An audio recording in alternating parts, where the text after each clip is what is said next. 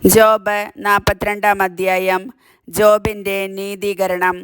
Job കർത്താവിനോട് പറഞ്ഞു, അങ്ങേക്കെല്ലാം സാധിക്കുമെന്നും അങ്ങയുടെ യാതൊരു ഉദ്ദേശവും തടയാനാവുകയില്ലെന്നും ഞാൻ അറിയുന്നു.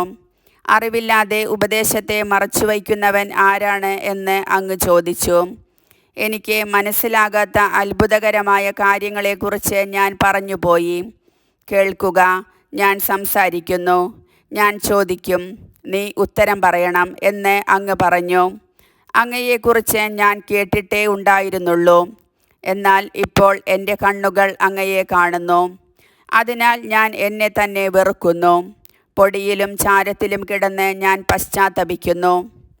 കർത്താവ് ജോബിനോട് ഇങ്ങനെ സംസാരിച്ചതിനു ശേഷം തേമാന്യനായ എലിഫാസിനോട് അരുളി ചെയ്തു, എൻ്റെ ക്രോധം നിനക്കും നിൻ്റെ 2 സ്നേഹിതന്മാർക്കുമെതിരെ ജ്വലിക്കുന്നു.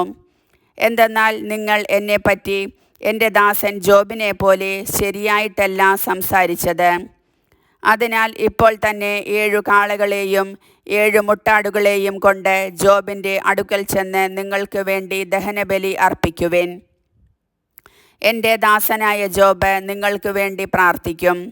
ഞാൻ അവൻ്റെ പ്രാർത്ഥന സ്വീകരിച്ച് നിങ്ങളുടെ ഭോഷത്വത്തിന് നിങ്ങളെ ശിക്ഷിക്കുകയില്ല.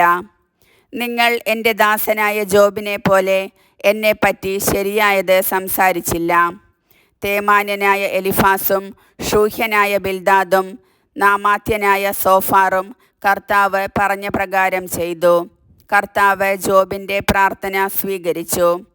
ജോബ് തൻ്റെ സ്നേഹിതന്മാർക്കു വേണ്ടി പ്രാർത്ഥിച്ചപ്പോൾ അവനുണ്ടായിരുന്ന ഐശ്വര്യം കർത്താവ് തിരികെ കൊടുത്തു. അവിടുന്ന് അത് ഇരട്ടിയായി കൊടുത്തു. അവൻ്റെ സഹോദരന്മാരും സഹോദരിമാരും മുൻപരിചയക്കാരും അവൻ്റെ വീട്ടിൽ വന്ന് അവനോടൊത്ത് ഭക്ഷണം കഴിച്ചു. കർത്താവ് അവൻ്റെ മേൽ വരുത്തിയ എല്ലാ അനർത്ഥങ്ങളെയും കുറിച്ച് അവർ സഹതപിക്കുകയും അവനെ ആശ്വസിപ്പിക്കുകയും ചെയ്തു. അവർ ഓരോരുത്തരും പണവും ഓരോ സ്വർണ്ണമോതിരവും അവന് സമ്മാനിച്ചു. കർത്താവ് അവൻ്റെ ശേഷിച്ച ജീവിതം മുമ്പിലത്തേതിനേക്കാൾ ധന്യമാക്കി. അവന് 14,000 ആടുകളും 6,000 ഒട്ടകങ്ങളും 1,000 ഏർക്കാളകളും 1,000 പെൺകഴുതകളും ഉണ്ടായി. അവന് 7 പുത്രന്മാരും 3 പുത്രിമാരും ഉണ്ടായി. മൂത്തവൾ ജെമിമ, രണ്ടാമത്തവൾ കെസിയ, മൂന്നാമത്തവൾ കേരൻ ഹാപ്പൂക്ക്. ജോബിൻ്റെ പുത്രിമാരെ പോലെ സുന്ദരിമാരായ സ്ത്രീകൾ ആ ദേശത്തെങ്ങും ഉണ്ടായിരുന്നില്ല. പിതാവ് അവർക്കും സഹോദരന്മാർക്കൊപ്പം അവകാശം കൊടുത്തു. അതിനുശേഷം ജോബ് 140 വർഷം ജീവിക്കുകയും മക്കളും മക്കളുടെ മക്കളുമായി 4 തലമുറ വരെ കാണുകയും ചെയ്തു. അങ്ങനെ ജോബ് പൂർണ്ണായുസ്സു പ്രാപിച്ച് വൃദ്ധനായി മരിച്ചു.